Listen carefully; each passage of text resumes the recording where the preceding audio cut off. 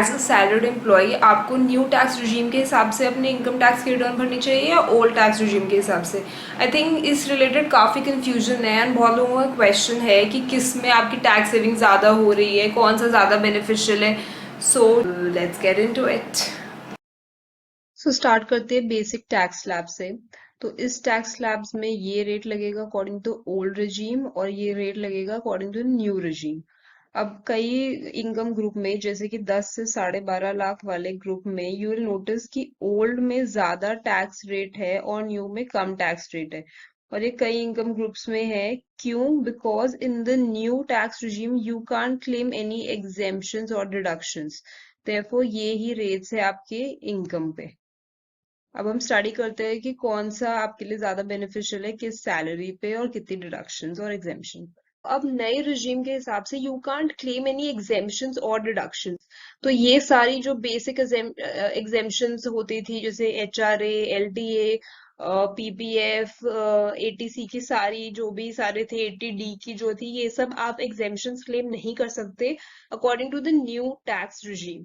एक एग्जाम्पल है कि एनुअल इनकम 8 लाख कमा रहा है, 8 लाख कमा रहा है, न्यू टैक्स रिजीम के हिसाब से कोई भी रिडक्शन नहीं आती है, तो देयरफॉर नेट टैक्सेबल इनकम इसकी 8 लाख आ गई। ओल्ड टैक्स रिजीम के हिसाब से स्टैंडर्ड डिडक्शन 50,000 हो गई, ATC की हो गई, HRA हो गया, ये सारी डिडक्शन हो गई 1,30,000। तो इसका नेट टैक्सेबल इनकम आ गई 670। अब 670 के ऊपर जो न्यू और ओल्ड टैक्स रेट्स थे वो लगा के देखते हैं हम। तो ये आ गया हमारे पास 46,500 एंड इसका टोटल आ गया न्यू टैक्स रिजीम के हिसाब से 45,000।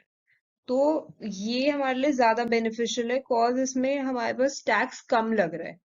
तो देयरफॉर हमारी जो न्यू स्कीम है वो ज्यादा बेनिफिशियल है इस एग्जाम्पल के हिसाब से। सबसे बड़ा क्वेश्चन है कि how will you get to know कि ओल्ड टैक्स रिजीम ऑप्ट करनी चाहिए या न्यू टैक्स रिजीम ऑप्ट करनी चाहिए।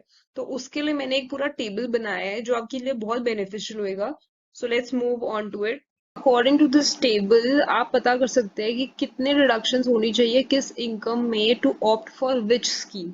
तो फॉर एग्जाम्पल पहला है कि अगर आपने 6 लाख आप कमाते हो पर एनम, तो एटलीस्ट 50,000 आपके रिडक्शंस होनी चाहिए, एग्जेम्पशन और रिडक्शंस। तब जाके आपकी ओल्ड रिजीम और न्यू रिजीम में सेम टैक्स आएगा। अगर आपकी एग्जेम्पशन और डिडक्शंस 50,000 से ज्यादा है तो ओल्ड रिजीम बेनिफिशियल है, अगर 50,000 से कम है तो न्यू रिजीम बेनिफिशियल है। तो अब हम इस टेबल को उस पुराने एग्जाम्पल से लिंक करते हैं। उसमें ग्रॉस इनकम थी 8 लाख और उसमें डिडक्शन थी 1,30,000। तो नई स्कीम वॉज मोर बेनिफिशियल।